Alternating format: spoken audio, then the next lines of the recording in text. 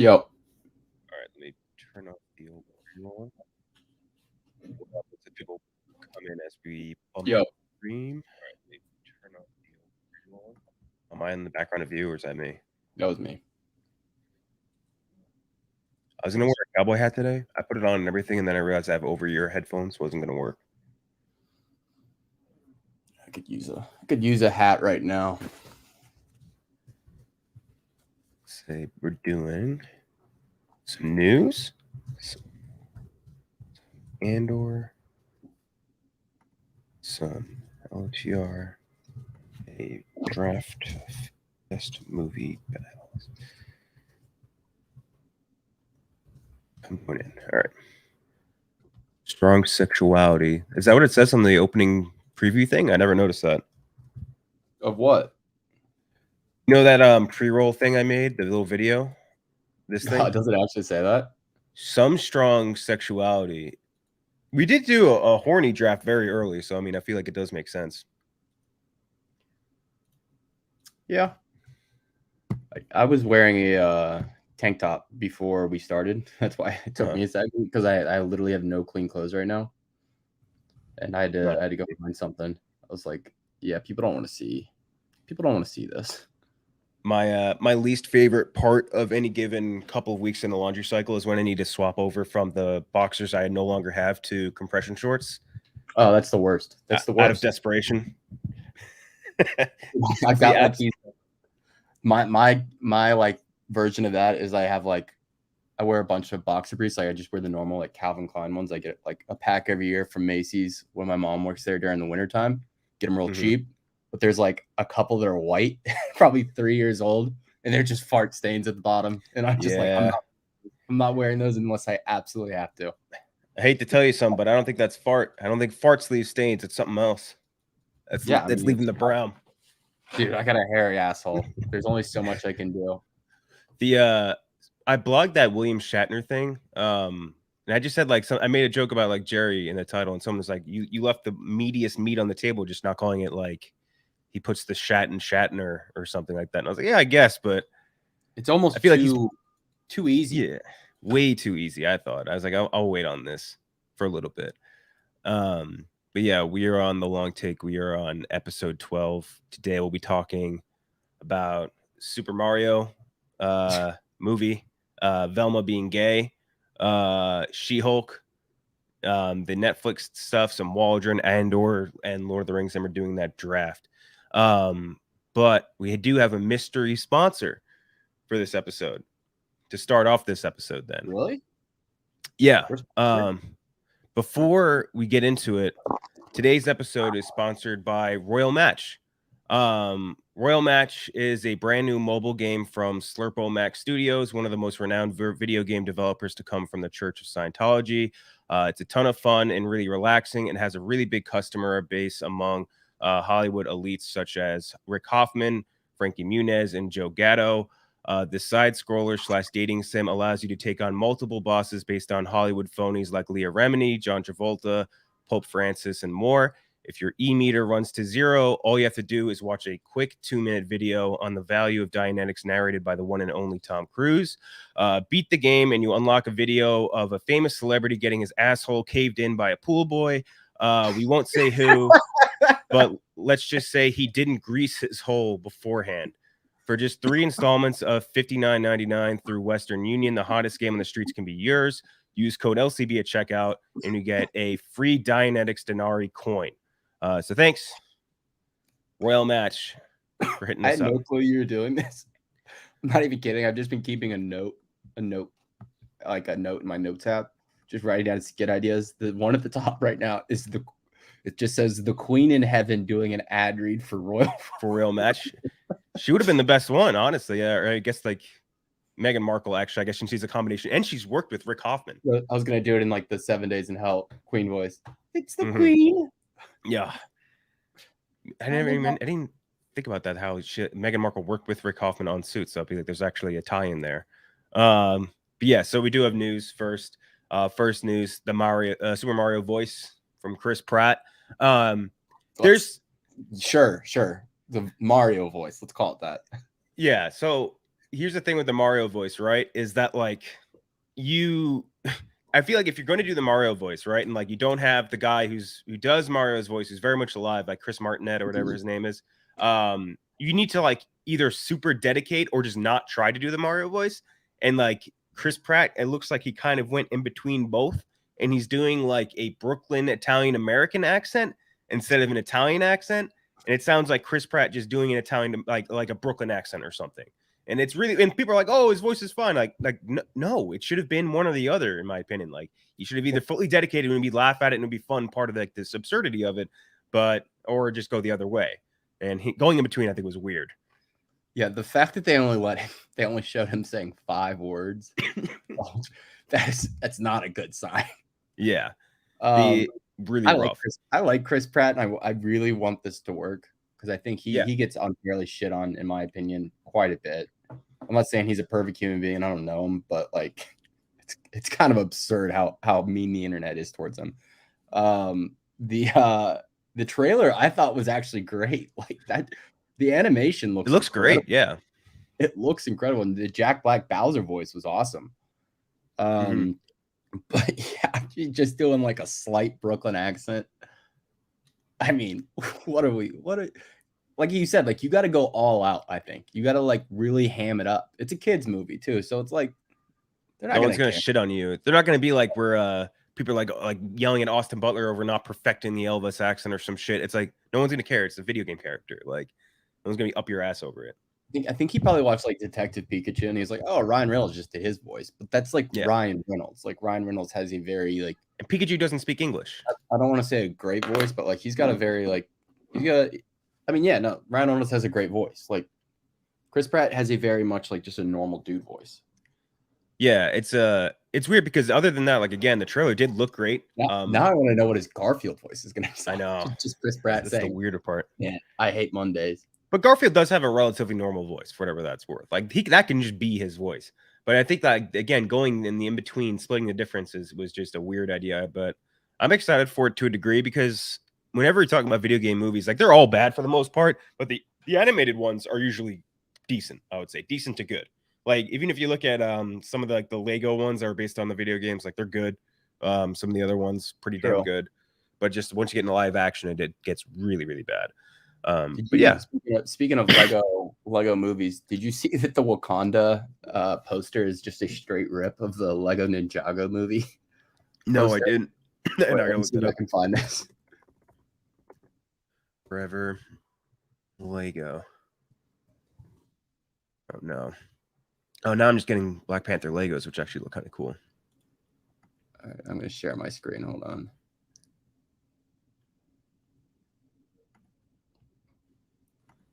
Oh, no. Lego Batman was very good. I agree. Ninjago, not terrible either. Oh, man. It's like a beat for beat. Like the cityscape in the background and everything.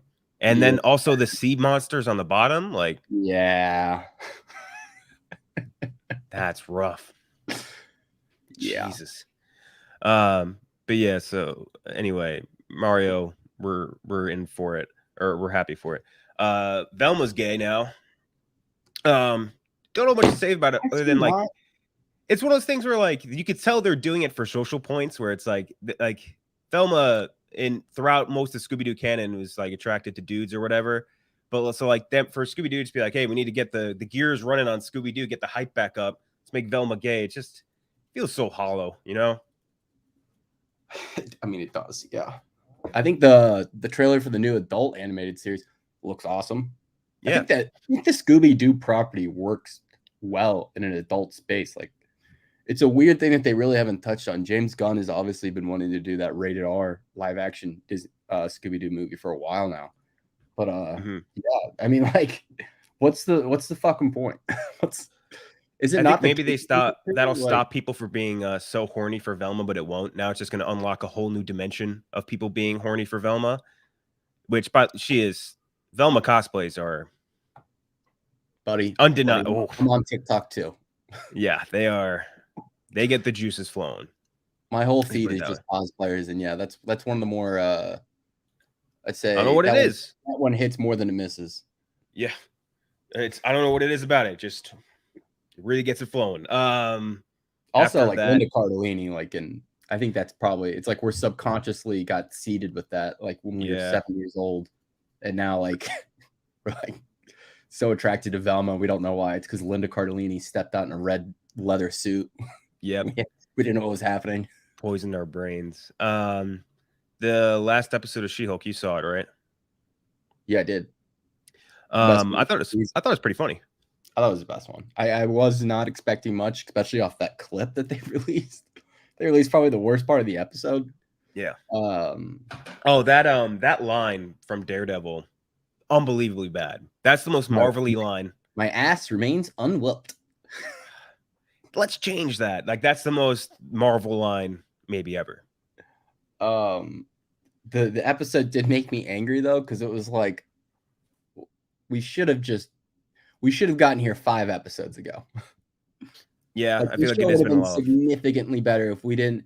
I think they went for the storyline of no one likes Jen, but they like She-Hulk, and it just completely missed. Because nobody, you can ask us to suspend our disbelief for all these like superheroes, like these gods coming from the sky who can shoot lightning bolts from hammers, but you're never going to make me believe that people weren't trying to sleep with Tatiana Maslany, lawyer Tatiana Maslany.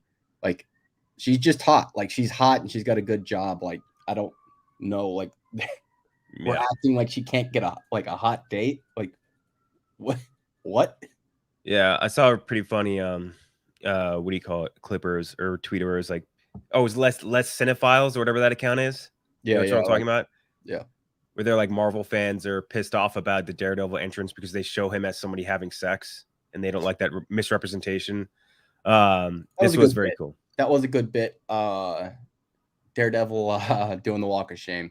By the way, I don't think we're in a little spoiler area, but it's She-Hulk. She-Hulk, it doesn't really matter. I really don't think people are going to be too upset and it's all over the internet right now. It's all in the Twitter timeline is just filled with She-Hulk stuff. Wolverine now in the Deadpool franchise. Yeah, we talked about this on LCB. We talked about it on LCB, but here, I mean, I think I have faith in it. I'd see why people are very nervous about it because Wolverine's a much different character than the way Deadpool's been written, and it kind of gives you like, I hope they don't write him like Deadpool, but I think Sean Levy and Hugh Jackman are a good team, and I think they really respect Hugh and they respect the character. They wouldn't bring him back from the dead, more or less, the cinematic dead, to desecrate that grave. I also think they know like what they're fucking with, and like that he is one of the most like tied in actors to character people like maybe ever. Like he is that guy. Like as much as you think like RDJ to Iron Man, like I think even more so it's Hugh Jackman to Wolverine. Like, so I think they understand what they're screwing around with. The end of the She-Hulk episode, I saw the one at the beginning. Kind of, I saw that one where they're getting her ready for the gala, and she was doing the makeup, and I don't remember her friend's name. She like came out and she had like the claws like that, like holding it like that, and like did like the Wolverine like metal claw sound effect. But is that what you're talking about, Carter? I don't know. Yeah, I think that was it. But yeah, so I think we were both pretty pumped up for Wolverine and that. I think the frog guy, I forget his name, very funny. That was a funny bit. That was funny. Yeah, Ribbit and Rip It. Yeah, Ribbit and Rip It. Yeah, Ribbit and Rip It was very funny. And his whole like bit of being like a rich person, fail son, and wanting to be a superhero, and like having like the hired goons, and like them explaining the difference between goons and henchmen, I thought was also very good. He's basically just Oliver Queen. More or less, yeah. Or fuck, who's that guy Trill Ballins really hated? God damn it. He was in that last Saw movie. Chris Rock? No. Max Minghella, whatever it is. Yeah. Trill Ballins just hated that dude. He's somebody's kid, I think, right? He's the son of a director, Anthony Minghella, and some, I don't know, coordinator or something. But yeah, he stinks. Leapfrog had Vigilante vibes. Yeah, for sure.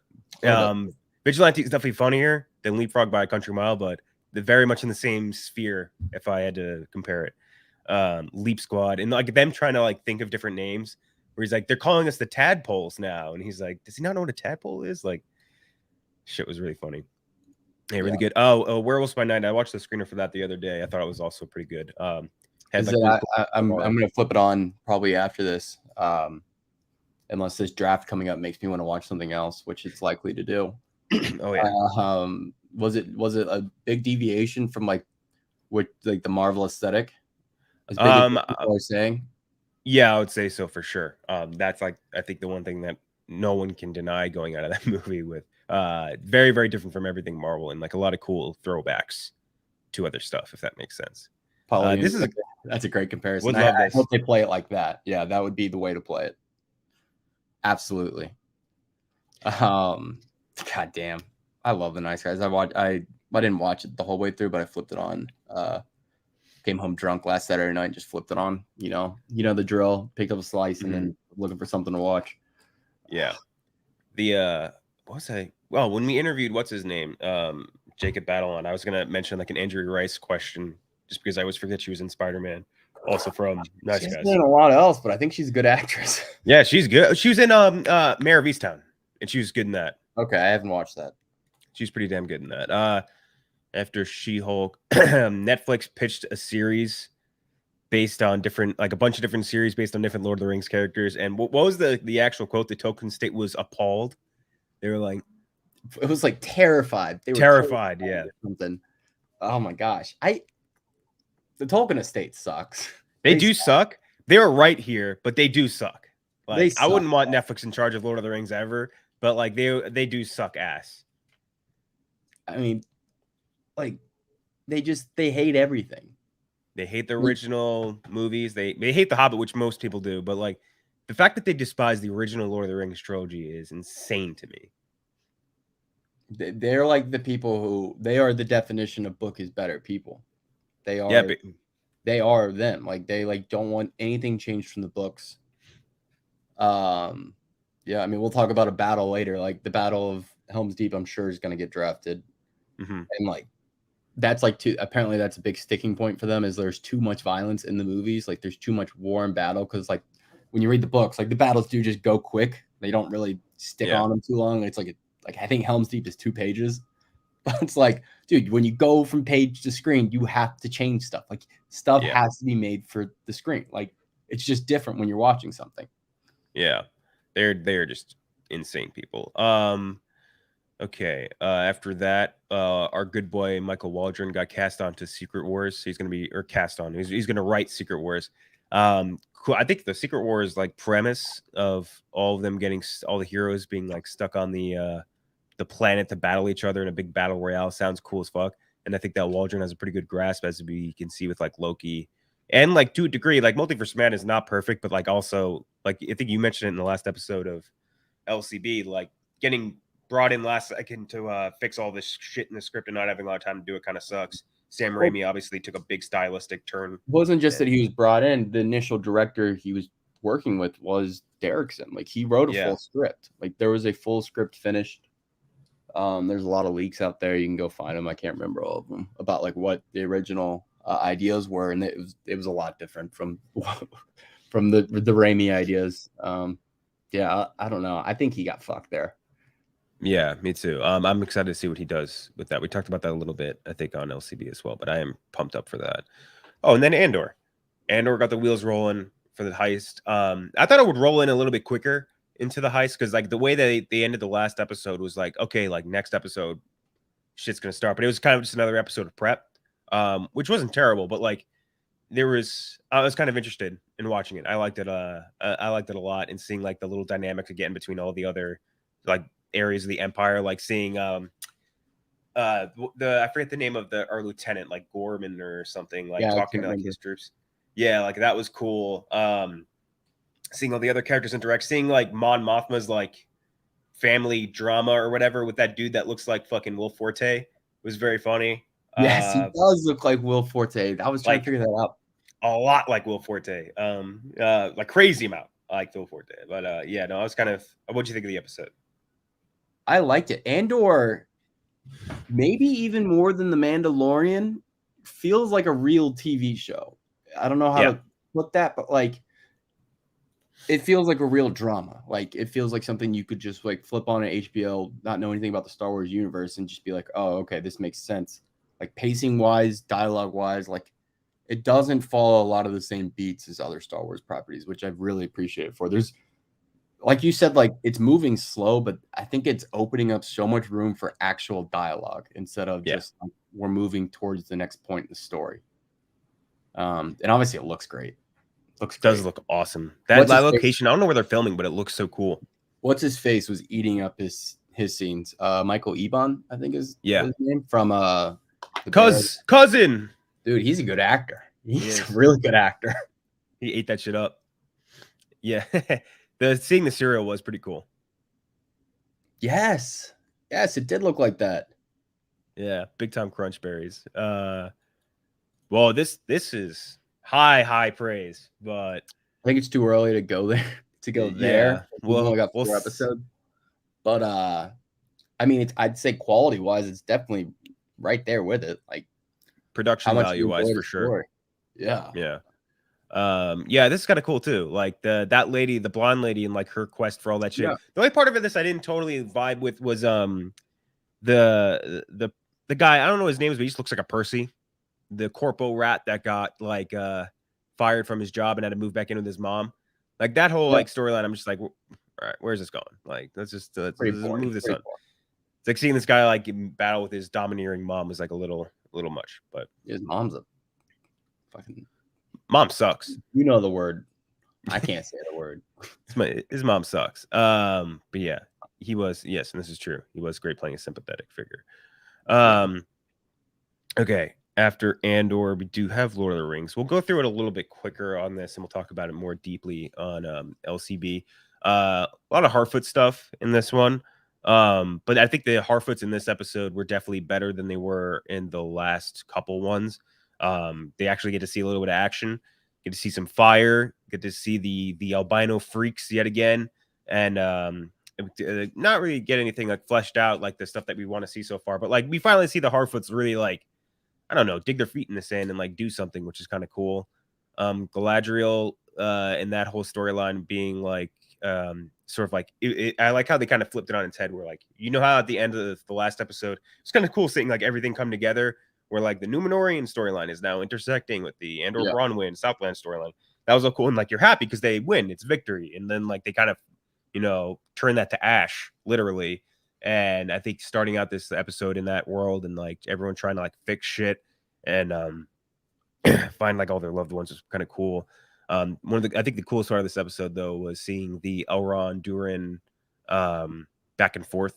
Like they are really cool. They are, I think their bromance or whatever you want to call it is awesome. And like watching them like side by side on screen is always, I think, one of the best parts of this show, which I think with you too, right? Like even from the beginning.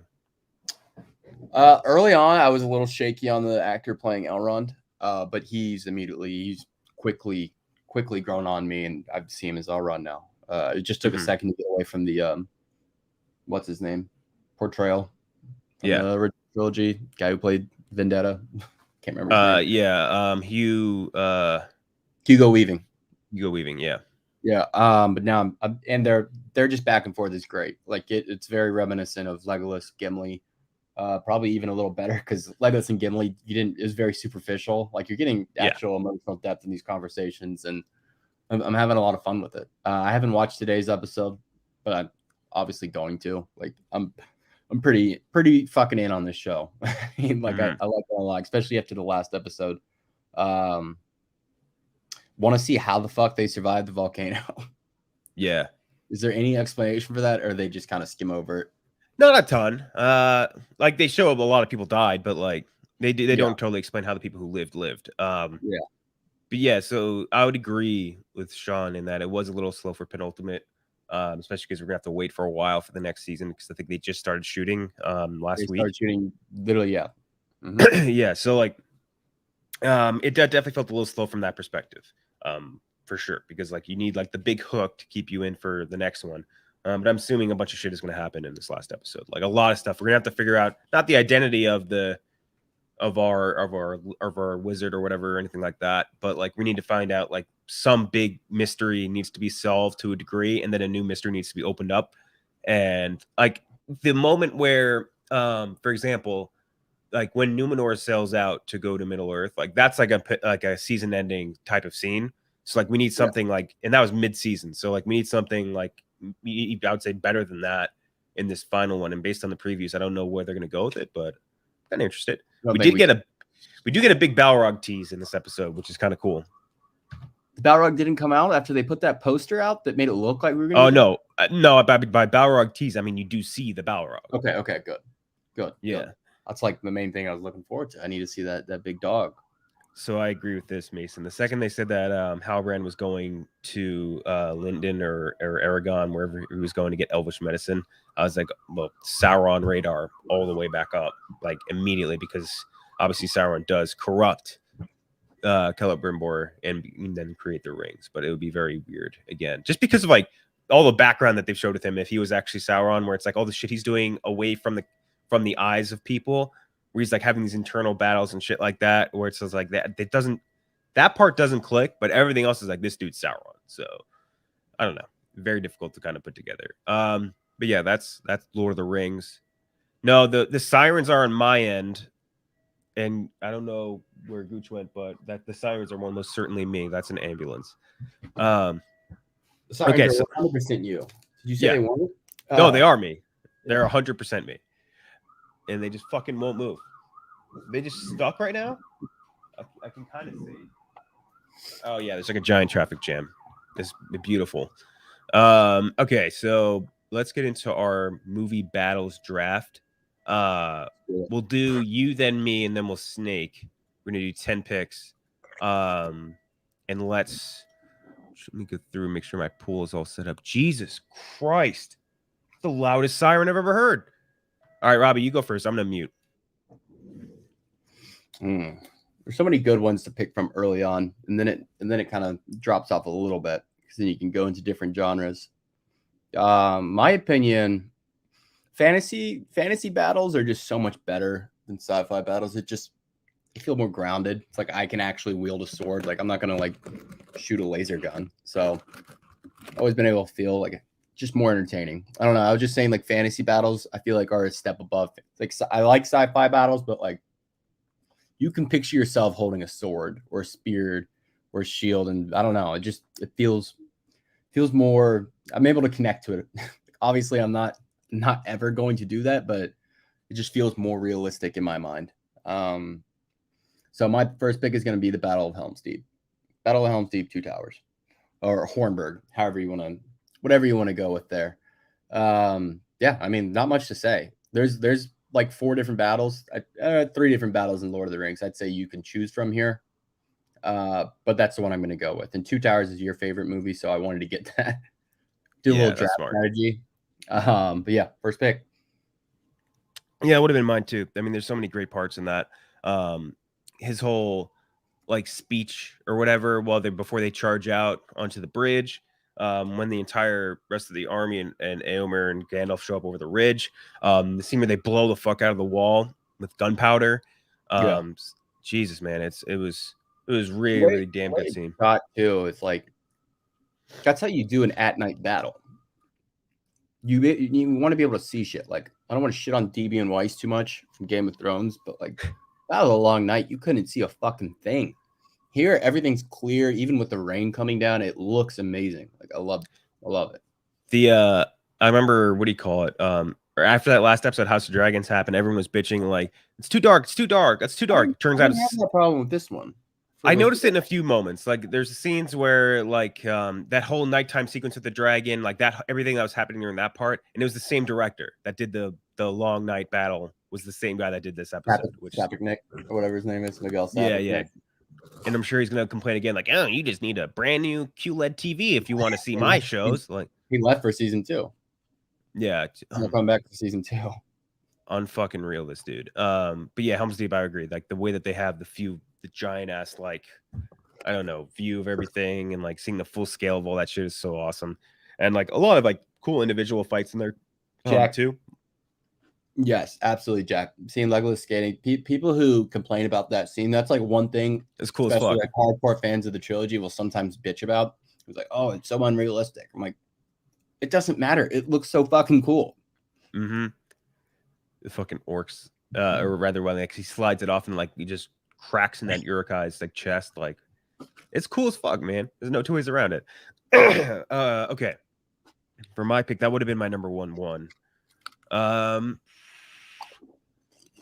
start with Pelennor Fields.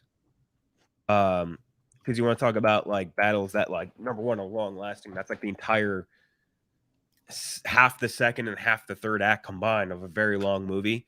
Like if you want to start going all the way back to the actuals when they start the siege versus when the Rohirrim actually show up, and then like all the scenes that follow that, like the Army of the Dead showing up, Legolas taking down the Mumakil by himself, the scene where Theoden does like the full death speech, like clanking his sword on all the spears, like the charge into them, fucking all that stuff. Everything in it was so goddamn good. Just a really, really long lasting and sick battle. Battle trolls coming through the fucking door. The Oliphants. Yeah, the Mumakil. I love those dudes. And the Easterlings and all that shit. And I love everything about that battle. It's definitely second to me as Helm's Deep. Yeah, great line from Gimli. Still only counts as one. Just so many great moments in that fight, and I really, really like it. And I will back to back it with. This is where it gets more difficult. Let's do the Battle of Stirling and Braveheart. Battle of Stirling and Braveheart's awesome. It's preceded by like one of the coolest speeches ever, and like and the whole what do you call it? When you give it all up for one chance, just one chance to fight the English and do all this shit, like. It was really, really goddamn cool, and the whole scene where they bring up the pikes, kill the horses, and then go in and yeah, and just like the brutality of that fight. Robert the Bruce didn't come in until the second battle in Falkirk, but yeah, so like this in the scene where like he like all the brutality of like caving in people's heads and shit, like it's brutal. It's really good. They also flash their dicks and asses at the British, which always gets a laugh out of me. And I mean, that's what you do though. Yeah. And Mel Gibson riding up and being like, I'm going up to pick a fight and just like shit talking them. I love everything about that. And the final battle is pretty cool too, but obviously not winning takes a little bit of the luster out of it. So that's my back-to-back Pelennor Fields and the Battle of Stirling and Braveheart. All right, you're up. You got back-to-back. First pick or second pick, but first on my second go. I'm gonna go with. What do you with Battle of the Bastards, Game of Thrones, going to TV? Are we allowed to go to TV? I didn't prepare for being able to go to TV, but it's fine. I can throw it. I can take it off the board. No, let's do it. I think it'll be my only TV pick. There is one anime pick I threw in here, but I don't think I'm going to go with it. We'll allow it for the committee. Allow it for now. Okay. There's not a lot of battles on TV, so it wouldn't be hard for you to rack your brain. Would you have gone that with 3? Probably not. Okay. I'm still happy with those first 2. All right, so I'm going Battle of the Bastards. Fucking incredible. I mean, it just like it has the emotional buildup of 6 seasons prior to where you just you hate Ramsay Bolton. I always hated Ramsay Bolton so much more than Joffrey, because Joffrey I can somewhat, not entirely, but I'm just like he's just a fucking psychopath, just a brat kid. Whereas like Ramsay Bolton is just like this bastard, like he is the unhinged psychopath. Yeah, I mean, like he was such a good villain. I think the show actually missed him quite a bit once he was off the show because he was so easy to hate and just he was fucking terrifying. He was like the Joker in medieval times. Like he's just willing to do whatever it takes. In the battle itself, we talked about our favorite shots of Game of Thrones. Like what was it 2 weeks ago when we were talking about that opening long shot from episode 6 of House of the Dragon. But that Battle of the Bastards, when it comes up from Jon Snow just stuck in the pile, and it's like that nice zoom out shot, and you see how he's just stuck in the middle of everything. It's a fucking awesome sequence. I mean, also the all-time gif of Jon Snow getting ready to defend your getting ready to defend any hot take opinion. Like you pull out your sword with all the horses running at you. Love that. I do agree. The guy who played Ramsay Bolton deserved like 1 trillion Emmys for that shit. I mean, I'm not sure anyone was able to evoke more hatred of a character maybe than whoever played like Skylar White, and that was inadvertent to a degree. But that guy as Ramsay Bolton was unreal, so goddamn good. Yep. All right. What'd you go with your second pick? You took. I had Battle of Sterling from Braveheart. Yeah. It's a good pick. And then I'm gonna add a little variety here. After saying how much I love fantasy battles, I'm gonna go war, and I'm gonna go with the Flight of the Valkyries from Apocalypse Now. Such just a really just fucking tour de force in filmmaking. That was. I mean, seeing those copters lined up as like, I don't know who did it, Beethoven's Flight of the Valkyries, Mozart. It was Wagner. Wagner. All right. Well, that playing in the background while they're just raiding that fucking village is, I mean, it's brutal, but it's just unbelievable to look at. It's a scene that you wouldn't expect to hold up all these decades later, but it really does. Like, it sticks with you. Like, without a doubt, it sticks with you. Great ass scene. Yeah, so many great scenes in that movie too. Like, unbelievable. I mean, it's one of the best shot movies like ever. Like if you follow any of those like movie like Twitter pages or Instagram pages that post just like shots from movies, Apocalypse Now comes up weekly. Yeah, there's a lot. That movie also had like a weirdly stacked cast from like to a certain degree as well. Like, oh yeah, James Caan, Martin Sheen, what's his name? Lawrence Fishburne, fucking Harrison Ford is in it for a minute. I know I'm missing one of the other guys in the boats. Yeah, well, obviously, Duvall. Yeah. Robert Duvall, not James Caan. Yeah, Dennis Hopper. Guy. Dennis Hopper's who I was forgetting. Yeah. I was gonna say him too. I was just like, that doesn't feel right. But yeah, that is an all-time one. So many great scenes in that, and the fact that they had to shoot around Marlon Brando's like weight gain, and it still worked perfectly is insane. Everything I ever learned about Marlon Brando is just like this guy, just a fucking asshole. Like, literally fucking assholes. Like fucked Richard Pryor's asshole or reverse. I forget. Yeah. What was the story? I forget which way it was. I don't know who the top and the bottom was. But yeah, something happened there. I forget where did the story even come from. It was somebody's like biography or something. I forget. Yeah, this is true. Nobody was on more cocaine than that character, or maybe just Dennis Hopper was during that movie. Okay, for my pick, my back-to-backs, I'll do first D-Day and Saving Private Ryan. You want to talk about like brutality in the same way of like Sterling? That one is like, that's like, I think when you're a kid and you watch like all war movies and stuff, it's usually a kind of like glamorous to a degree where it's like, oh fuck, this is cool, and then you watch Saving Private Ryan, D-Day, and you're like, oh, this looks like shit. Yeah, this looks awful. It's like traumatizing. Yeah, literally traumatizing. And like, I remember, good lord. I remember my dad's friend who was a veteran told me like he went with like a veteran screening and like people had to like walk out because they're like it was so realistic and like it's fucking crazy. And like you watch the movie and you're like, I don't want it. Like you might be like, oh yeah, fuck it, this sounds cool. I'd go to war. And then you watch the movie like, oh no, this is god awful. And not even just that scene, but like all the scenes that follow that, like the scene where Wade dies in that movie when they do the raid on like the radar tower or whatever, like fucking brutal. But D-Day specifically, I think that battle was like one of like probably the best modern battle scene maybe ever shot.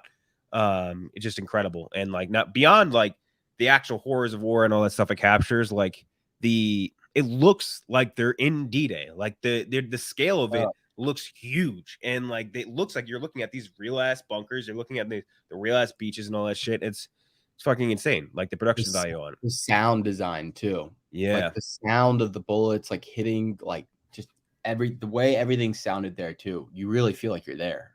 No soundtrack or anything. Just boom, boom, boom. Yeah. I mean, it doesn't go. You don't need to say it, but Steven Spielberg is just beast. He's just a god. Like he really is. Like he's so fucking good. The one scene where the guy goes and hit up that war movie, you can do ET. Like it's just unbelievable. Mm-hmm. The scene where he goes and like picks up the dude, like arm blows off, and he goes and like picks it up with a flamethrower blows up, and like I think like bookmarking that scene too, where they do like the slow zoom up to like the one Ryan brother that's dead or whatever on his like backpack. I think that was really cool as well. And just that ending sequence where like he's hands shaking as like they stop and like try to like catch their breath and shit. Like, fuck, man, good ass movie, really good depiction of war. All right, for back to back, this is where again it's gonna get harder. Let's delete that one. Fuck. I'm like looking down my list. There's like I want every single one of these. I will do. Fuck. I want every one of these. I don't want you to get any one of these at all. But so I'll have to go with one where it's higher up for me anyway. I'll do the big ship battle on Master and Commander. In the scene where they do the final raid on that French ship is so goddamn cool, and like the way they go, that whole movie is awesome. Like it's just one of the cooler movies made, especially from that era. Production value insanely good, but the whole scene where like they do the actual raid, they go in, they find the captain dead or whatever, or it's not actually the captain, you find out later. Really, really cool the way that they go around, like you being part of like the planning of them pretending to be like a whaling ship or whatever. So fucking cool. Really, really good stuff. And I think the cast in that whole movie was insane as well. So yeah, D-Day and Master and Commander ship battle for me. You love Master and Commander. Dude, it's a good ass movie. Have you ever seen it? No, I haven't. No, dude, seriously? I know. Okay. There's just some stuff that just slips through the cracks. I mean, it just gets through the cracks and you don't get to it. It's also a movie that's really never pops up on the streaming page. You know what I mean? I'm gonna go find it on streaming right now. If you're gonna watch any movie coming out of this, it's gotta be Master and Commander. Because that's an unreal good movie. And like not one, and there's so many good lines in it too, like that you've missed out on now. The Lesser of Two Weevils, which is one you'll get later, I guess. Fuck, man. Where is it streaming? HBO Max, please tell me. That's actually didn't feed off at the beginning of the month. Master. It's not there. Sorry, but start with your pick. All right, first pick. It is on HBO Max, so there's your assignment. Okay. There we go. I guess this is my fourth pick, first on my back-to-back. I'm going to go the opening battle, the Battle of Germania from Gladiator. Yeah.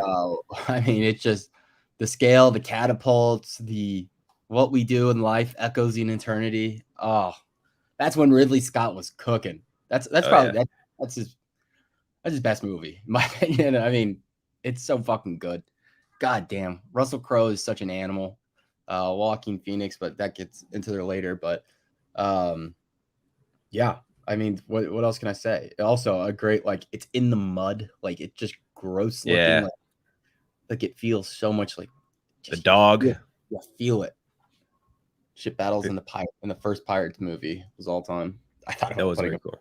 There might be a Pirates pick later. The scene, like all the scenes where like they're doing like the full or legionary combat coming in, and then the cavalry coming around the side, the dog and all that shit is so cool. Dude, it's great. Fucking love it. That dude with the big ass axe comes out and like throws the messenger's head or some shit. Yes. Yeah, cool. That's a movie that I was thinking about rewatching, actually. Gotta see the jeans, dude. When I was putting this list together, I was like, fuck, there's a lot of, I gotta go back and do Gladiator.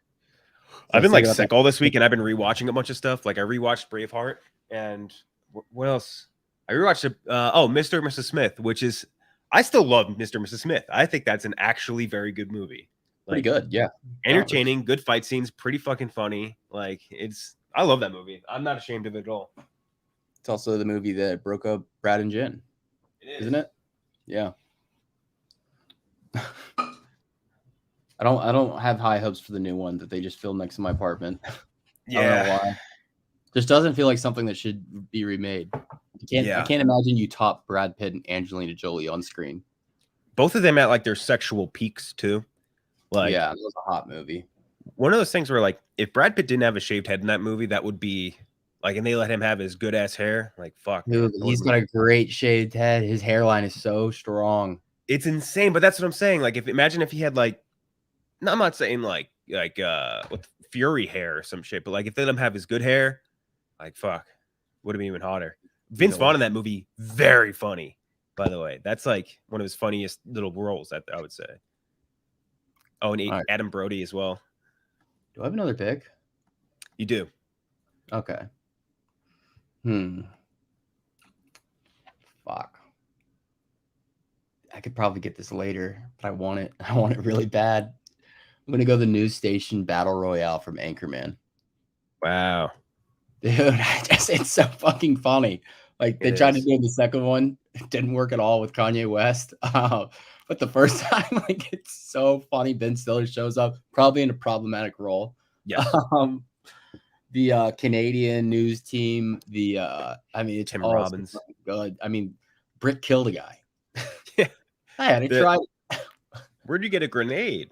Oh my god, it's so fucking funny. Like it just keeps going. You don't when you watch it the first time, and I really can't remember the first time I watched Anchorman, but I definitely remember not expecting that. Like, it just comes out of nowhere, and you're just like, what the fuck? What the fuck's happening?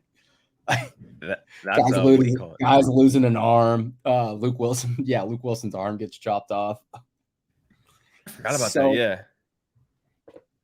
He says something too. He says like a funny line after his arm gets chopped off, but I forget it is. I think he's like, it's all good or something. Like he's like not that bothered by it. Yeah, he says something. I forget what it was. That's Adam McKay too. Like that's just. He's like, what can I do that make this movie very absurd? Just have an Anchorman battle. It's before Adam McKay hopped on Twitter. Yeah, seriously. The there's what do you call it? Who was his like arch? We got sex bots. Oh, sex bots. We got let's get them back. Let's see. Plus, I don't know. Is it a guy that? I'm trying to figure out. I'm trying to decode the bot emojis. Oh, this is what he said. This is just not my week after he gets his arm chopped off. Yeah, he's just not that bothered. He's like, Anchorman brought in the bots. Yeah. Brick killed guy, ultimate non sequitur. Yeah, I mean, that whole scene was funny. Where'd you get the grenade? I forget what his answer to that was too. Who's their weapons? Like they really do. Who's their biggest rival news team? Was it the Vince Vaughn one? Right? Yeah, it's Mantooth. Mantooth. Yeah. To get to the panda birth. Fuck, that was funny. And Anchorman 1 is when Jack Black boots the dog over the bridge, right? Yes. That's saying nothing. Because he fucked up his burrito. It's like not even his motorcycle. It's like, you fucked up my burrito. Oh, I thought he threw a burrito he hit at him in the head with a burrito. He hit him in the head with a burrito, and then he fucked up his motorcycle. That's what it was. Never mind. He says like he's like, this burrito is good, but it's filling, and just throws it at Jack Black's face and crashes. But that scene, like, I love dogs, but the scene where he booted the dog off the bridge was so fucking funny. Dog. Like, such a fake, like, stuffed animal dog. It was so fucking good. Man booted Baxter. It was just so fucking funny. I forget, Jack Black had a funny line on that too. That's it. He's like, that's just how I roll. He kicked the dog off a cliff. It's so fucking funny. Such a good movie. Okay, so I'm back up. This is where I get into like so many of so many of my movies are stuck in like a certain time period, so like it's very hard not to pick them all. Fuck, man. I'll go with the Battle of Endor in Return of the Jedi. Like the entirety of like the whole fight in the forest plus the fight in the air. I think combine those two and like that. You get the hallway sequence from Vader. Yeah. Well, yes, but like I'm thinking again, because we don't want this to be like one-on-one shit. It's mostly like the big scale, like the meta scale shit. So like the entire fight on Endor, them like blowing up the walkers and like up in the sky with the dog fights. Like I want all of that shit under the same umbrella. I love that scene. Like RTJ, not as strong as Empire Strikes Back, obviously, but like fuck, man, that scene. Or that whole fight scene, that whole third act in there is so goddamn good. Had to pick it. How do you feel about Endor battle? Also great Battlefront 2 battle and Battlefront battle Endor. In terms of Endor, I like Endor. No, not Endor. Endor. Sorry. Like the Battle of Endor, like in Return of the Jedi, like that whole ending battle on the planet moon of Endor. See, I thought you were talking about the end of Endor. I was like, I don't know if I. No. I was like, I don't think that I cut that as a battle because it's more of a massacre. Yeah. Yeah, no, I mean, I don't love Star Wars as much as you all love Star Wars. I have 2 Star Wars picks coming up where I'm probably going to take one here. But yeah, I agree that that's definitely the high point of Return of the Jedi. I don't really love the cheesy ending where they all get the medals. I know people love No, that. that's the end of A New Hope. So Return of the Jedi, it ends with just all like mixed up now. Yeah, so Wait, what happens at the end of Return of the Jedi? They'd have like a big party with the Ewoks, and like That's what they I'm play thinking like this of. big theme, and then it just cuts to black. Or Not cuts great. to directed by George Lucas. Well, great, but it's great. Party with the Ewoks. So much better than stuff we grew up with. God. Yeah. I'm gonna go with that for my first and my second. I will do fuck, man. There's so many good ones on here. I'll do Battle of Hoth. Fuck it. Fuck. Battle of Hoth. I'll back to back it. Battle of Hoth. Fuck you. I shouldn't have told you that I had them coming up. That's the only reason I thought about it. Yeah. Battle of Hoth is so fucking cool. I love Battle of Hoth. The start from like even going like the super slow like marching of the ATSTs, just like marching in super slowly with that General Veers, who obviously was in Game of Thrones later, blowing all that shit up. The speeders I always thought were really cool. Like I forget what they're called. So fucking cool. Like them wrapping up the legs. Such a ridiculous thing, but like so cool in that moment. Like, yeah, that would work. That's how I would do it. I'd trip them up. Exactly. Yeah, and then like that whole scene, like them the snow troopers with their armor, which is sick as hell, bursting in, and then obviously going all the way through to the titty gun shooting at the Empire's Star Destroyers was always very funny. Really, which is like a little titty. They make fun of that in Blue Harvest, the Family Guy one. Yeah, they do it in the Family Guy. Yeah, like fire the tit gun. It's so funny, but there's two of them in Family Guy. I'm pretty sure.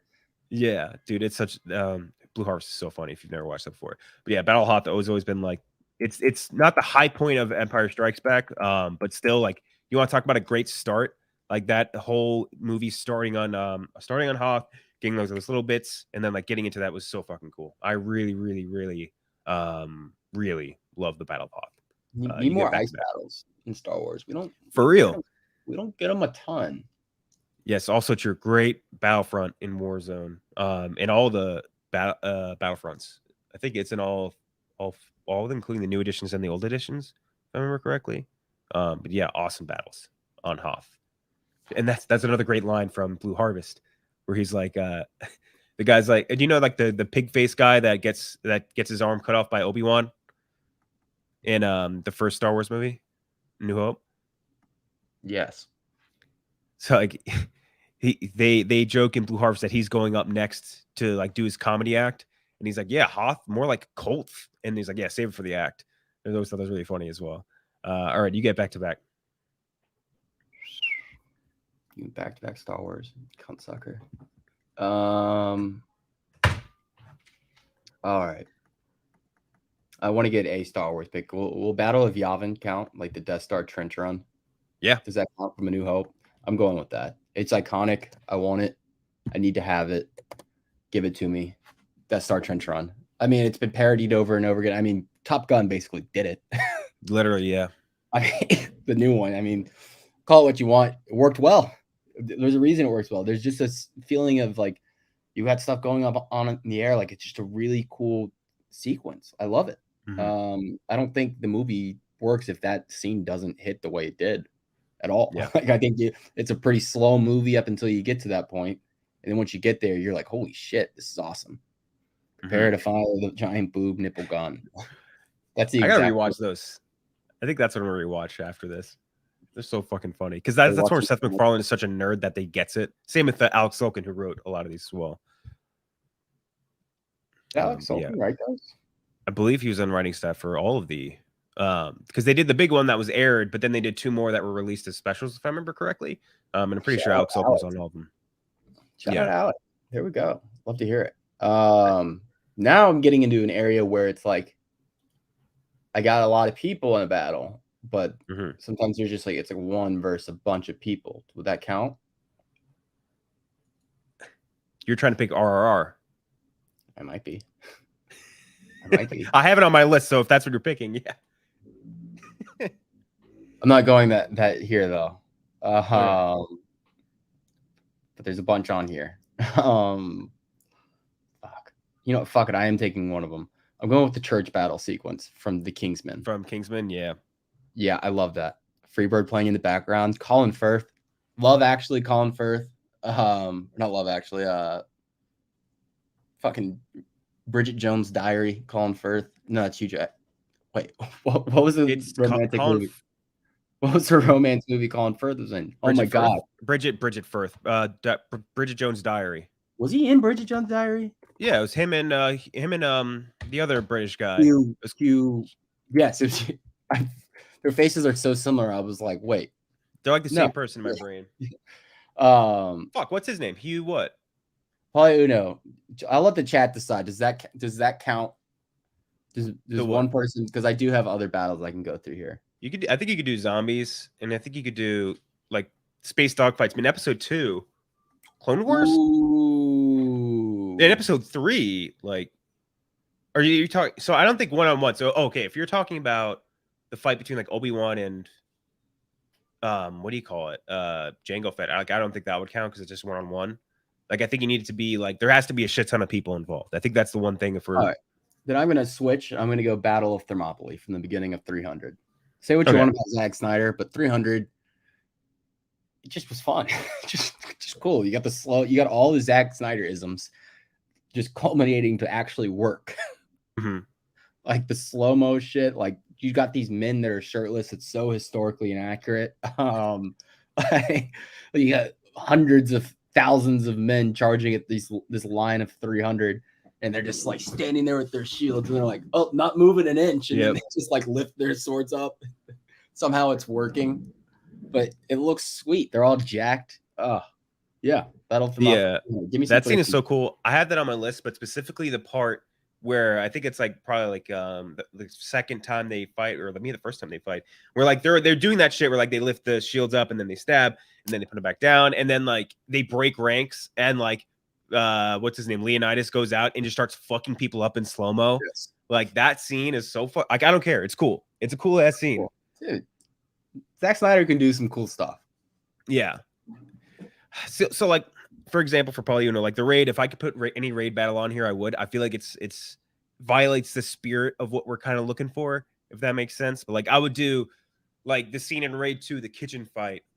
Raid 1, Mad Dog versus forget his name, and his brother. Like there's so many fight scenes in that, like where it's like the hallway fight where he fights Iko Uwais, he fights like 10 people in the hallway. Like yeah, like I guess, but like I feel like it kind of violates the spirit of what we're looking for. But like I would put every raid fight at like right near the top if that was so. Dude's absolutely rock. This is true. So Thermopylae 300 battle scene for you. Great pick. Fucking they made a sequel to that I just never watched, I don't think. Shut up. No, I did. I watched it. You never watched it? No. It's like about the Battle of Marathon. I forget 301. That should have been the name of it. It's like it was about the Battle of Marathon. It was like 300 like Pass of Glory or some shit. It had like some very generic name. Zack Snyder not involved, if I remember correctly. I don't think at all. That's why it didn't work. 300 Rise of an Empire. Yeah. Eva Green. Wow. You needed some money, huh? Eva Green. Jesus. What the fuck was she doing that? Rise of an Empire. Yeah. Hetty. She was in the first one though, so that makes sense. Rodrigo Santoro. It's a nice little character actor. Dude, people forget like 300, the original one had like Michael Fassbender in it. Like it had Lena Headey, who obviously went on to do Cersei in Game of Thrones. It had he was Ma. It had the dude from fucking The Wire was in it. Dominic West or whatever. The guy who plays McNulty in The Wire was like the corrupt politician in 300, and like a whole bunch of people. Yeah. So to Eli's point, Eva Green. I don't think film Twitter is hornier for any human being more than Eva Green. Like you go look at fucking discussing film or whatever, any one of those accounts, they post something about Eva Green every 5 minutes. It's incredible how horny film Twitter is for Eva Green, and it's strange. Spawn Meet the Spartans. That's true. We would have never got to see. We would have never seen Britney Spears Sparta kicked into a well if we never got. You know what the worst part about Meeting the Spartans is? It's like not even like a bottom 10 parody movie that came out in that 5-year stretch. Yeah, there's like 10 that are way worse. Like vampires suck. Fuck. What's that I mean, other really bad one? So many bad ones. Movie 43. What was the Starving Games? Yes, the Starving Yeah. Games. Fart Vengers.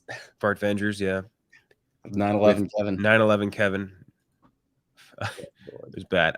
Okay, so for my pick, I'll do first the landing scene in Troy.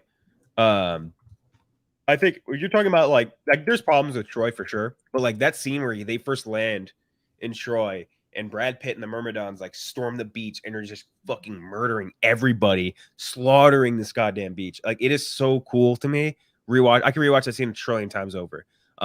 Even like they go up into the temple, he's doing all those cool sword moves. The way that they shoot them, I always thought was really interesting. Like you could hear like the swords making all these really cool sounds. The soundtrack banged, by the way. I forget who did it. I think God damn it. It's one of those 3 named composers. Soundtrack was awesome. And then what's his name came like running in. Eric Bana as Hector comes running at the end of it. Like I always thought that scene was really, really cool. There's like 5 scenes from Troy I could pick potentially, but like I think the landing scene specifically was really, really good. Always loved that scene a lot. You've seen Troy, right? Yeah, all time. You want to talk about all time Brad Pitt hair? Good Lord. Oh yeah. Good Lord, he maybe has never looked better. There was 2 scenes in the beginning of that movie that I always thought were and fucking what's his name? Brian Cox playing like a Greek general. He's playing like Agamemnon or whatever.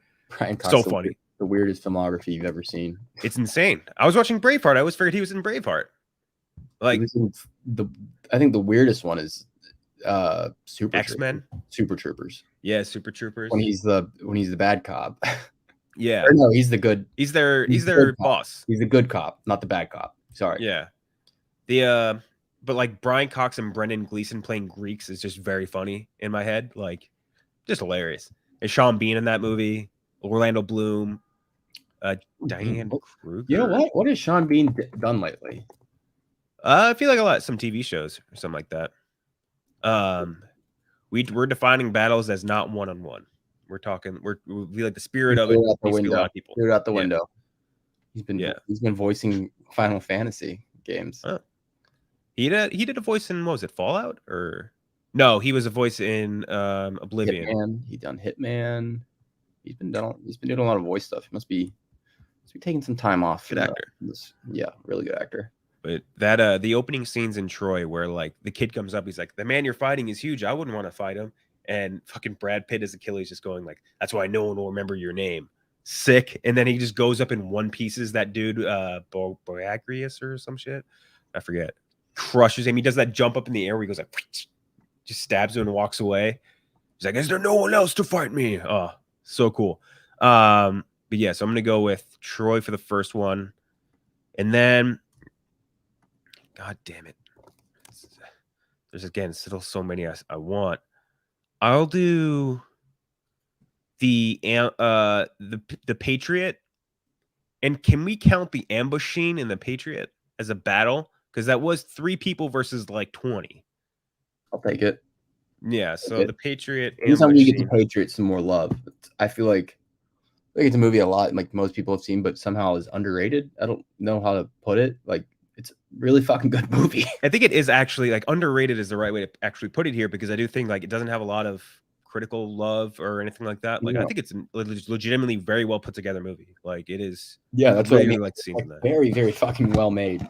Well acted, obviously too. It's Heath Ledger.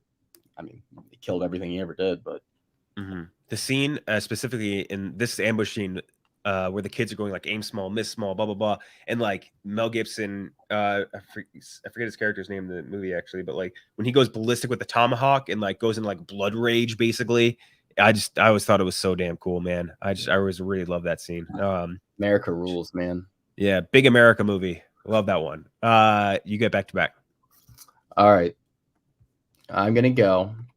And I'm surprised it did stay on the board this long. And this might be recency, but I guess it's about as recent as a lot of stuff. I'm going to go the in-game battle. I'm going to go Avengers versus Thanos in in-game over the Infinity War battle. The Infinity War battle, I think, is very much carried by Thanos landing in Wakanda. I think that scene really helps it. But the in-game sequence, it's got so many great parts to it, and like it just like Pepper Potts coming in with the Iron Man suit. Yeah, that's my favorite. I mean, they really mishandled the women in that movie. Like Cat picking up the hammer, Spider-Man swinging through the portals, the entire portal scene, like it's one of the coolest theaters, probably the biggest pop in a movie theater of all time ever. Mm-hmm. Like that shit went nuts. Yeah, loved it.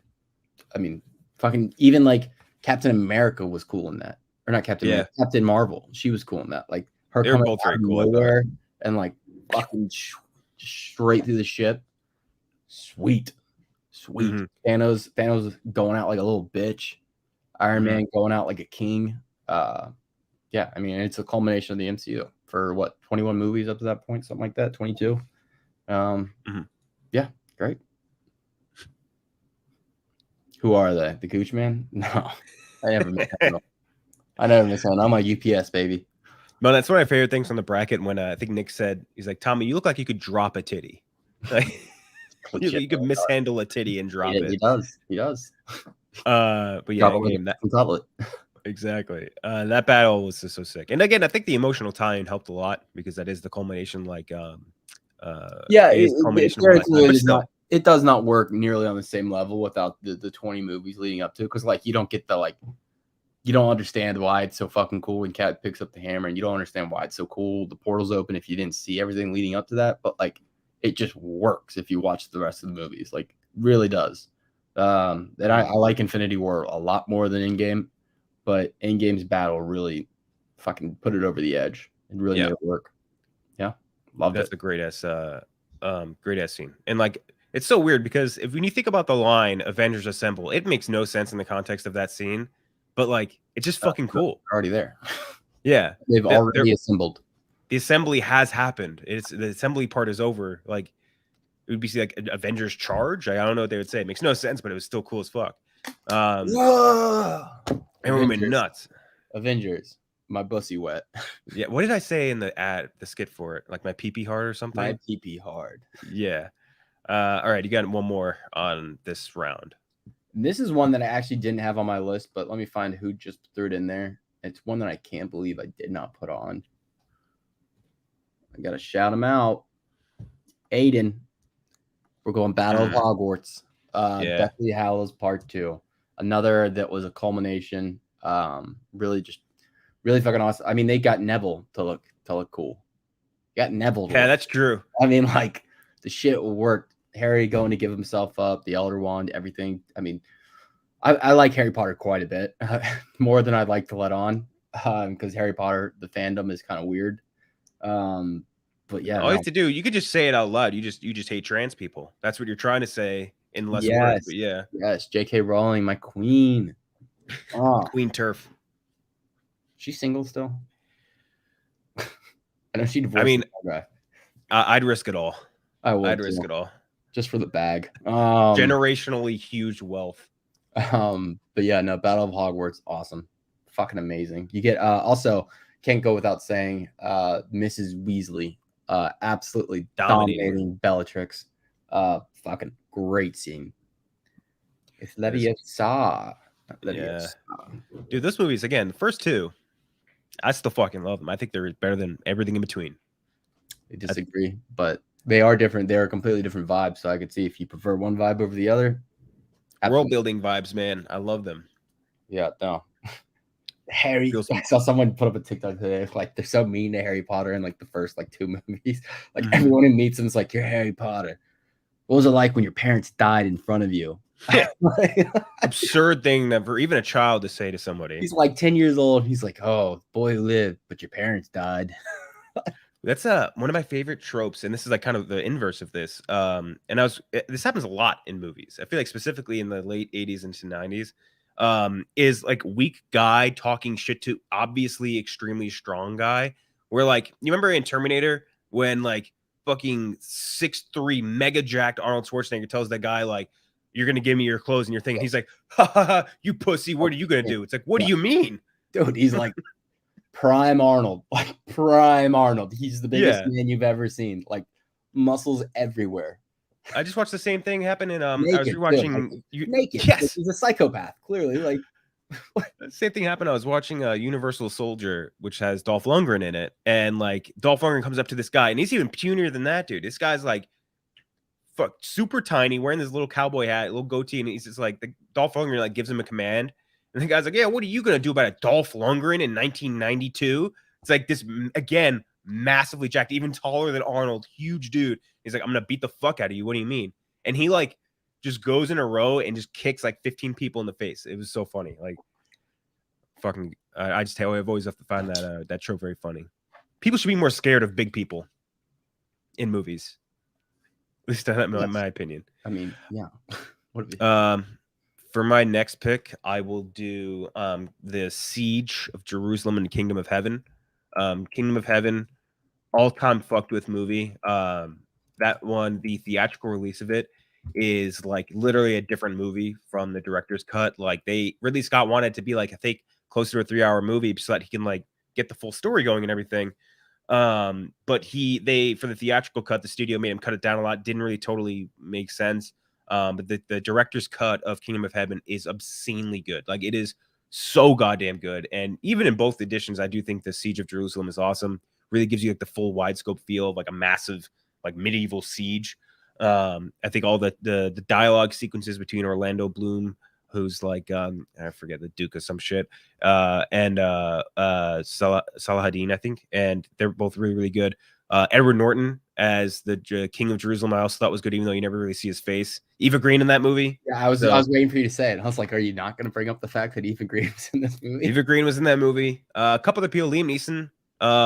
Yes. There's also another great fight scene in this. There's an ambush scene in this movie that was really good as well. I think Nikolai Coster-Waldau in this movie. Yes, he was. Fuck, and there's more I'm missing. Oh, the dude who played Lupin was in the movie as well. The new Professor Lupin? Yeah, no, Lupin in Harry Potter. David Thewlis. I think is his name. I don't. David Thewlis, I think is his name. Him. He was in. This is a sidetrack. He was in The Sandman recently, and he was a really good character. He's a good actor, man. You ever watch his season of Fargo? Nope. Oh, it's really good. He is insanely good in that season. So yeah, I'm gonna go with Kingdom of Heaven, and then with my last pick, I'm just staring down the barrel at that Triple R Outpost fight because it was so fucking cool. I don't think I could pick it though. I feel like I need something better. See, the one from RRR I was thinking was the opening police chase. I've gone back and rewatched that scene probably like 5 times. Just flipped it on.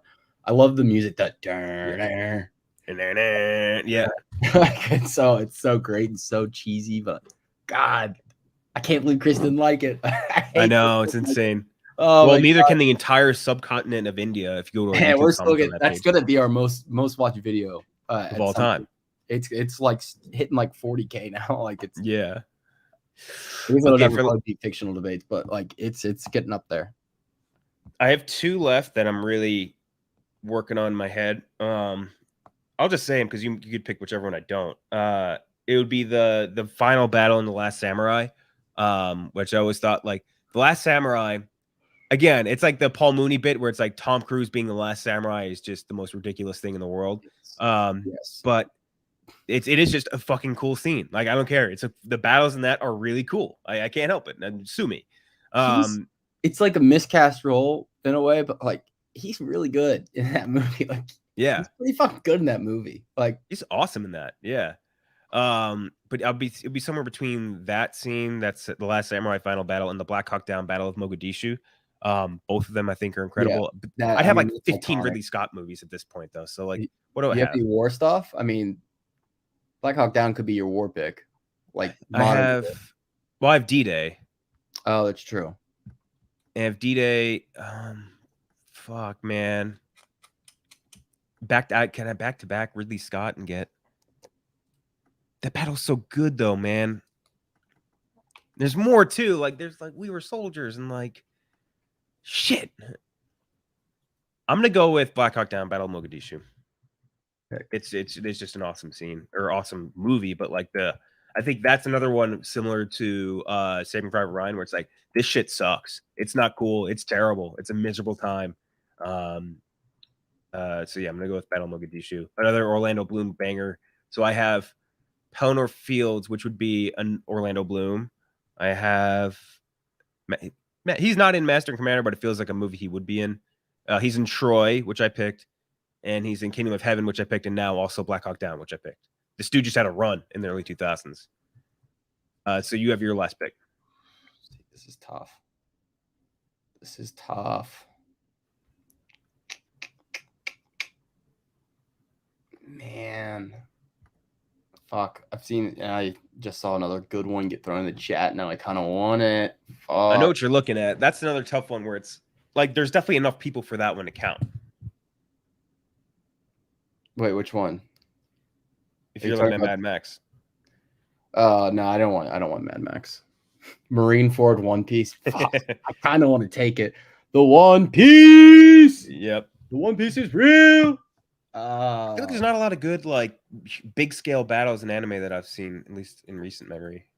No, there's not. Like I put Cell Games down, but that doesn't really count. That's like fuck, they are cool though. What a great ending too. The Gohan ending is so fucking sick. Yeah. Fuck. I'm gonna go.